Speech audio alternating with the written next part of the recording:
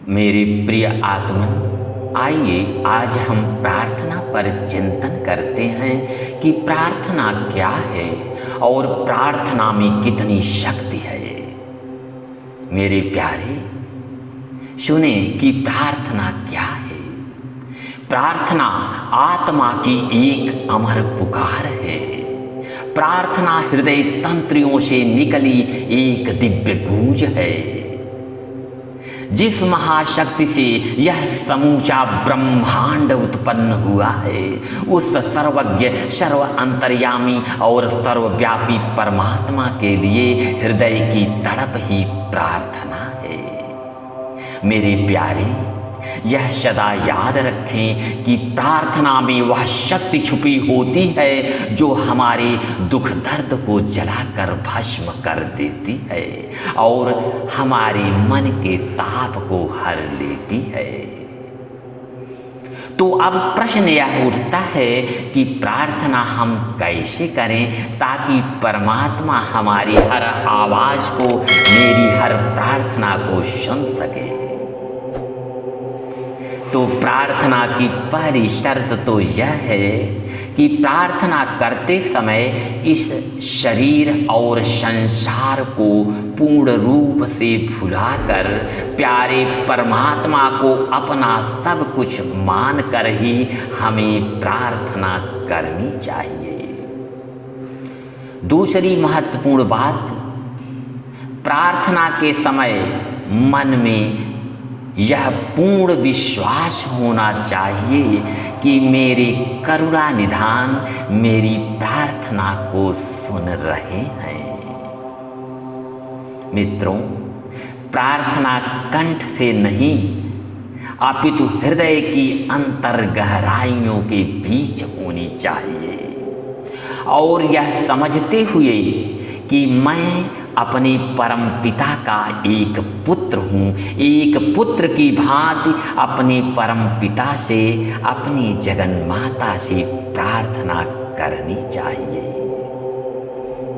सच्ची प्रार्थना तो वह है कि भक्त भगवान के सामने अपना हृदय उड़ेल दे, कुछ मांगने के स्थान पर नतमस्तक होकर विह्वल भाव से प्रभु का चिंतन वंदन करते हुए अपने आंसुओं के जल से उनके चरणों को धो डाले।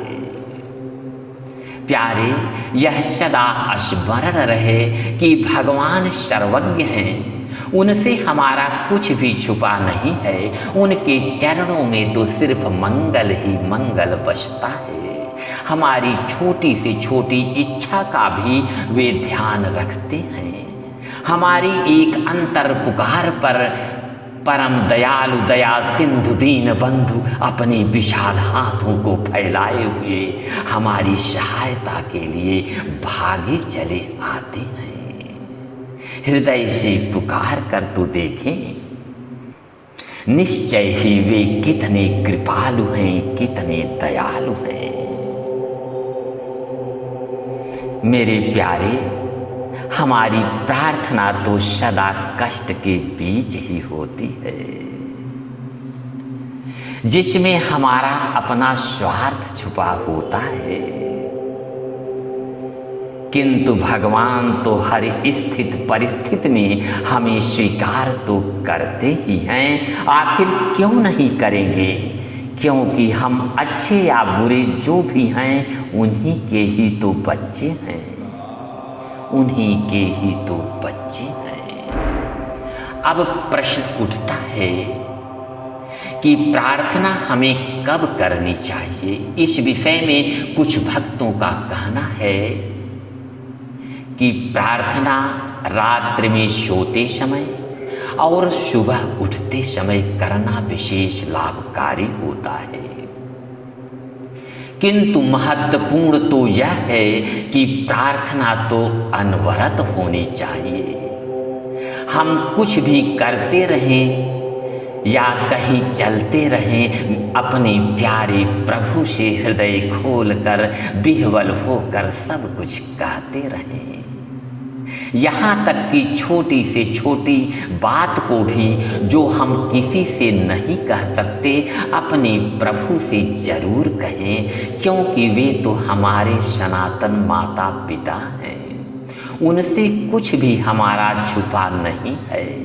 वह विश्व हृदय तो हमारी हर प्रार्थना को सुनते हैं और हमारा सदा कल्याण ही करते हैं। प्रार्थना के विषय में परमहंस योगानंद जी कहते हैं कि जो व्यक्ति लगातार प्रार्थना करता हुआ एकाग्रचित्त रहता है, कंसंट्रेट रहता है, यद्यपि उसे भले ही यह लगता हो कि यह लक्ष्य कितना कठिन है, किंतु वे किसी न किसी साधन द्वारा इच्छित लक्ष्य की प्राप्ति के लिए पहुंचा ही दिए जाएंगे। इसमें तनिक भी संदेह नहीं है। मेरे प्यारे, यह सदा याद रखें, प्रार्थना एक दिव्य पूजा है। प्रार्थना हमारी आराधना है, परमात्मा के सानिध्य की एक साधना है। ओम शांति शांति।